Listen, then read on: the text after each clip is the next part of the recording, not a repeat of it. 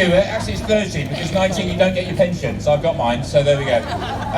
I need to correct the previous speaker. The Supreme Court is about a quarter of a mile that way, and they upheld the Bill of Rights last year, and they completely confirmed the Bill of Rights is in force. And the case that they were dealing with was the Miller case, which is the Brexit case. So there's no doubt whatsoever the Bill of Rights is 100% in force. Yes, please, sweetheart. There you go.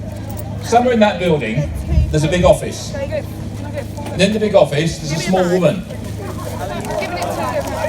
She's frightened. She's incompetent. She's worried. And she's not the Prime Minister.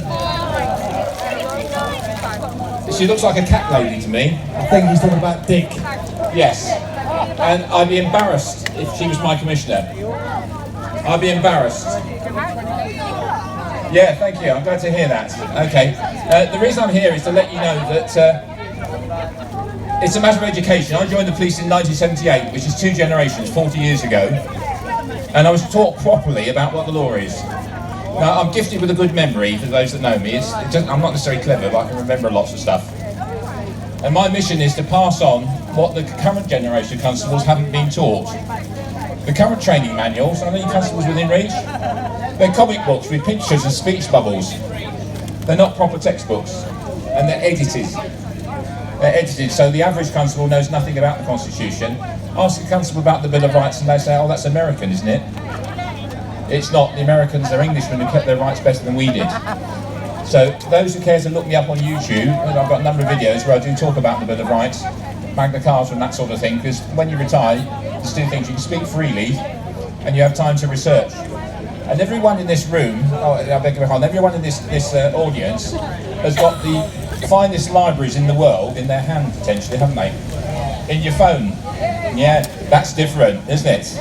That's the mistake that they made when they gave us that, the powers that be, the hidden hands. Yeah? So you can check, you can find out, and you can do something about it. When I say do something about it, I've studied the rise and fall of empires. History and the rise and fall of empires. And empires typically collapse when 2 things happen. The first is the intelligence services start telling the emperor or king what he wants to hear, and not the truth. Yeah? What he wants to hear. Now, we've got an police intelligence officer here in a blue jacket. I've had a civilised conversation with him. He's undertaken to feed in some of the material that I've gathered. So they can't use that excuse. And the other factor in the civilisational regime changing is when the security forces join the people. When the security forces join the people. That's happened in Italy, hasn't it? Who's seen the video of the Italian policemen taking their helmets off? Yes! Yeah? Okay. Well, where are all the policemen? Okay, they've withdrawn, haven't they? Oh, we can run ourselves. Okay, there we are. So that's as I see it, the issue. We've got to educate the next generation of constables and encourage them to do the right thing. Tracy has had a document that I sent to her yesterday. She's approved it. It's an essay on this particular topic. And it's got detailed quotes from law books, because I don't just pull things out of the air. I've got access to law books and I use them. So Tracy's undertaken to circulate that. So look out for Tracy's Facebook page. The other thing that we did last week, which hasn't been announced yet, is a grand jury.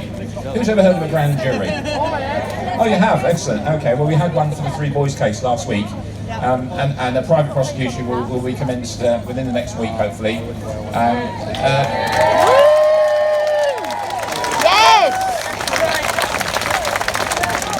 And the focus of it is the police that had direct involvement in the case, particularly the family liaison officers, and the so-called expert witness that caused the accident. Those are the ones that seem to have made mistakes. And the mistake they've made is to forget that they're policemen.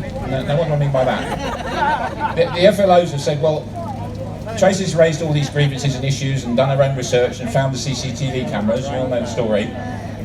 And she's told the police, and the police have done nothing about it. And the FLO said, nothing to do with me, Squire.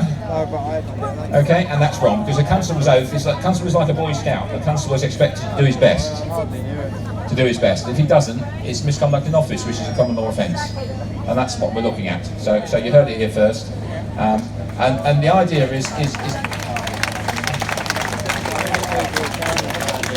to let these people that are thinking we've forgotten the law know that the game's up.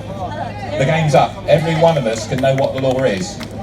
I'll just tell you something about the law relating to the Constitution, Magna Carta Bill of Rights. I had it on good authority from a Queen's Council in 1998 that the legal education syllabus, which lawyers are taught by, had anything to do with the Constitution taken out of it. Okay, so lawyers aren't asked questions on constitutional law. So if you say to a solicitor or a barrister, what do you know about the Constitution? They may know something, but they're not qualified in it because they've never taken the exam. They've never taken the exam. So the lawyers find themselves in the same position as you and I. A private person is entitled to rely on what the law book says, and is entitled to hold the official to account to what the law book says. Yeah, Archbold is one mentioned, House of Laws of England. You can all find them online now, or you can find extracts from them.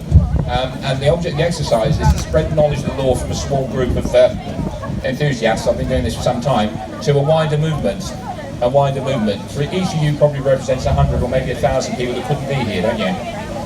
Yeah, and it's going out on the net. So everybody listening, you can now find out what the law is, and the little woman in the office can't use that excuse anymore. I didn't know. So thank you for your time, and watch Tracy's webpage, and you'll have reports of progress in the next few weeks. Big round of applause for John. Thank you very much. Really appreciate it.